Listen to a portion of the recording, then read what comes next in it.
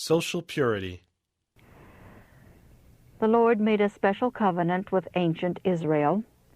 Now therefore, if ye will obey my voice indeed, and keep my covenant, then ye shall be a peculiar treasure unto me above all people. For all the earth is mine, and ye shall be unto me a kingdom of priests, and an holy nation. Exodus 19:5 and 6. He addresses his commandment-keeping people in these last days. But ye are a chosen generation, a royal priesthood, an holy nation, a peculiar people, that ye should show forth the praises of him who hath called you out of darkness into his marvelous light. Dearly beloved, I beseech you, as strangers and pilgrims, abstain from fleshly lusts, which war against the soul. 1 Peter 2:9 and 11. Not all who profess to keep the commandments of God possess their bodies in sanctification and honor. The most solemn message ever committed to mortals has been entrusted to this people, and they can have a powerful influence if they will be sanctified by it.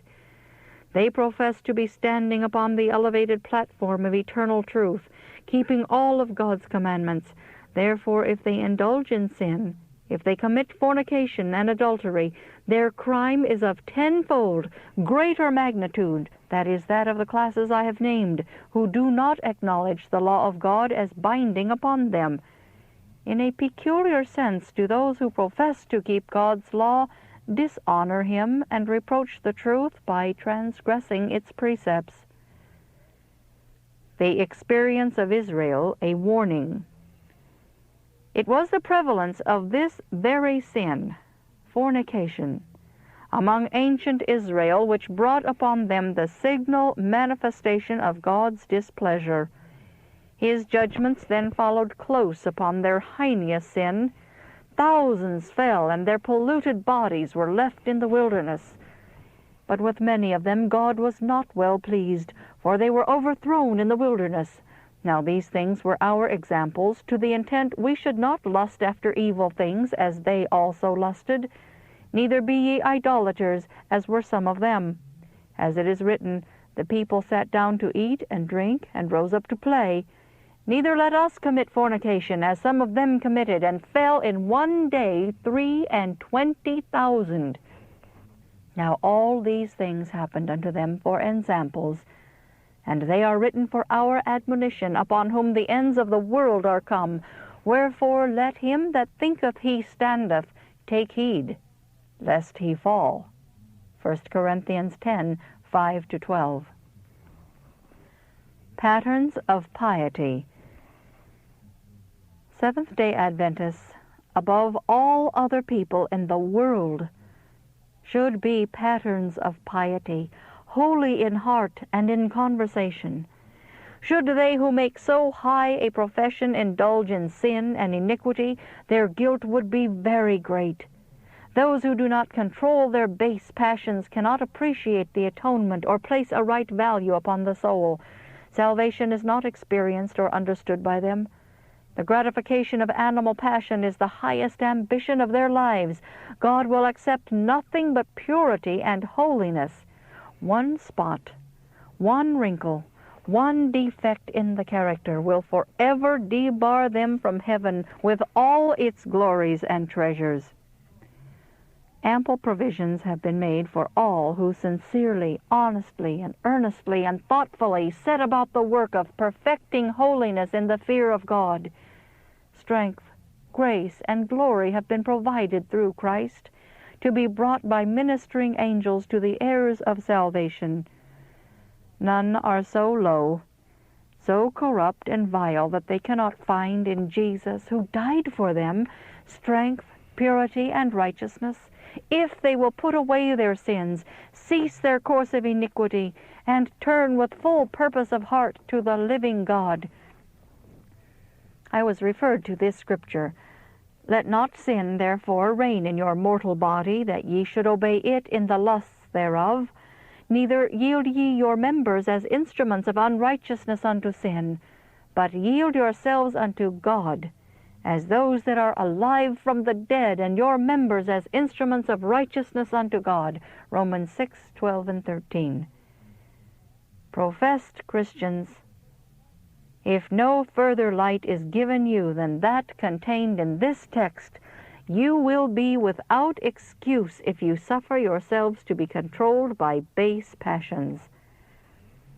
I have long been designing to speak to my sisters and tell them that from what the Lord has been pleased to show me from time to time, there is a great fault among them. They are not careful to abstain from all appearance of evil. They are not all circumspect in their deportment, as becometh women professing godliness. Their words are not as select and well chosen as those of women who have received the grace of God should be. They are too familiar with their brethren. They linger around them, incline toward them, and seem to choose their society. They are highly gratified with their attention.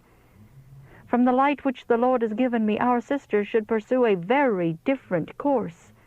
They should be more reserved, manifest less boldness, and encourage in themselves shamefacedness and sobriety. Both brethren and sisters indulge in too much jovial talk when in each other's society. Women professing godliness indulge in much jesting, joking, and laughing. This is unbecoming and grieves the Spirit of God. These exhibitions reveal a lack of true Christian refinement. They do not strengthen the soul in God, but bring great darkness. They drive away the pure, refined, heavenly angels and bring those who engage in these wrongs down to a low level. Our sisters should encourage true meekness. They should not be forward, talkative, and bold, but modest and unassuming, slow to speak. They may cherish courteousness. To be kind, tender, pitiful, forgiving, and humble would be becoming and well-pleasing to God.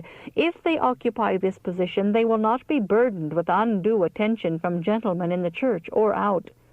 All will feel that there is a sacred circle of purity around these God-fearing women which shields them from any unwarrantable liberties. With some women professing godliness, there is a careless, coarse freedom of manner which leads to wrong and evil. But those godly women whose minds and hearts are occupied in meditating upon themes which strengthen purity of life and which elevate the soul to commune with God will not be easily led astray from the path of rectitude and virtue. Such will be fortified against the sophistry of Satan. They will be prepared to withstand his seductive arts. Vainglory, the fashion of the world, the desire of the eye, and the lust of the flesh are connected with the fall of the unfortunate. That which is pleasing to the natural heart and carnal mind is cherished. If the lust of the flesh had been rooted out of their hearts, they would not be so weak. If our sisters would feel the necessity of purifying their thoughts and never suffer in themselves a carelessness of deportment which leads to improper acts, they need not in the least stain their purity. If they viewed the matter as God has presented it to me, they would have such an abhorrence of impure thoughts that they would not be found among those who fall through the temptations of Satan, no matter whom he might select as the medium. A preacher may be dealing in sacred, holy things, and yet not be holy in heart. He may give himself to Satan to work wickedness and to corrupt the souls and bodies of his flock. Yet if the minds of women and youth professing to love and fear God were fortified with his Spirit, if they had trained their minds to purity of thought and educated themselves to avoid all appearance of evil, they would be safe from any improper advances and be secure from the corruption prevailing around them. The Apostle Paul wrote concerning himself, "But I keep under my body, and bring it into subjection, lest that by any means, when I have preached to others, I myself should be a castaway." See 1 Corinthians 9:27. If a minister of the gospel does not control his baser passions, if he fails to follow the example of the apostle and so dishonors his profession and faith as to even name the indulgence of sin, Our sisters who profess godliness should not for an instant flatter themselves that sin or crime loses its sinfulness in the least because their minister dares to engage in it.